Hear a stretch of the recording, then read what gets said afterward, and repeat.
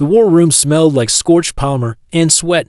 Captain Aaron Vale stood at the center table, arms braced, knuckles white against the glare of the holographic map. The topographic projection of Enterprime's southern hemisphere was alive, with flickering alerts, blinking red triangles where outer defenses had failed, orange lines marking fallback routes, and dull blue zones where civilians had taken shelter in the underground mine shafts. Round her stood a handful of alien allies, wary, uncertain, and watching her the way one might watch a fire, useful, dangerous, and always a few seconds away from getting out of control. No one spoke first. That suited her just fine.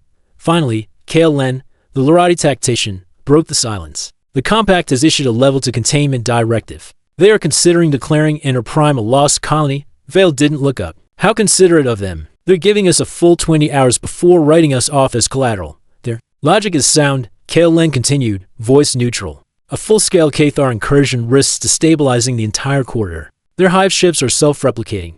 If they breach the Concord line, they won't stop at Ander. They won't stop anyway, Vale said, finally looking up. Her eyes were glass-hard. But you already know that. Across the table, Azar, the young Tsar cleric, adjusted his ornate shoulder wrap ceremonial, now stained with ash. His four-fingered hands trembled, barely perceptible.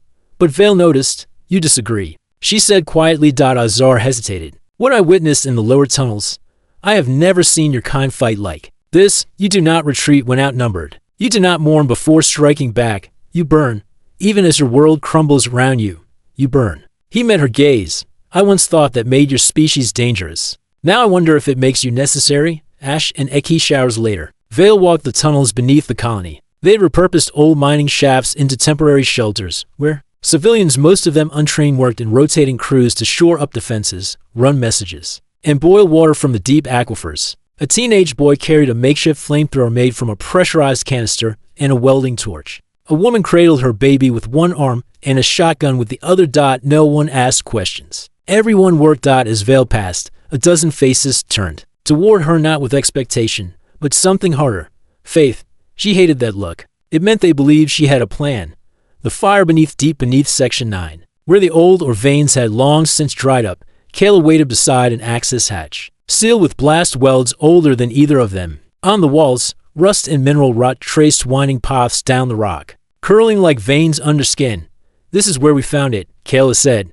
Vale raised an eyebrow. Found what? Kayla gestured to a nearby console. Initial scan suggested a geothermal capacitor buried below. But the energy signature isn't thermal. It's psionic. And it's waking up. Vale approached the hatch. Her HUD buzzed with interference. Then the console lit up. Not by command. By invitation.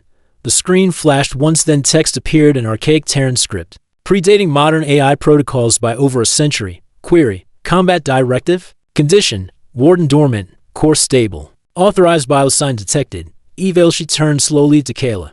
What the hell is this? Kayla swallowed. I think it's Project Cindervault, and I think it knows you. The archive speaks inside the hatch. The walls pulsed with slow amber light. Conduits snaked like arteries through the metal, converging around a large hemispherical core sphere half buried in stone, and humming with low-frequency resonance. As they stepped inside, a voice, clean, clipped, mechanical, spoke from the chamber itself. Hello, Captain Aaron Vale. It has been 146 years, 4 months, and today since my last query authorization. Do you require fire? Vale stared at the core, heartbeat climbing.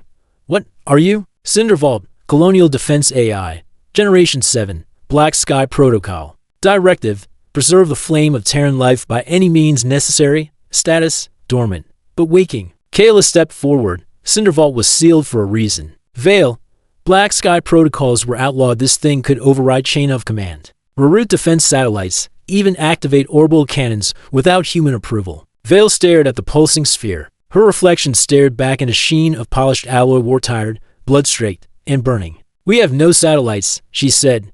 No fleet, no reinforcements. We have miners with duct tape and sharpened rebar.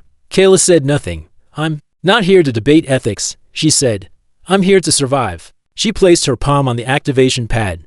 Authorization confirmed. Cindervault awakening. Tactical options uploading. Captain Vale, do you wish to set the sky on fire?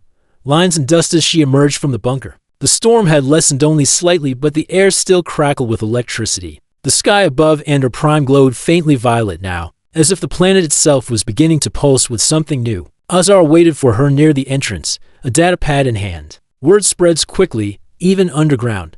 They say you've woken a sleeping weapon. Vale didn't stop walking. Then let them sleep lighter. He hurried after her. The compact will not approve. They haven't approved of anything I've done yet. Azar hesitated. What does it feel like, carrying that kind of fire?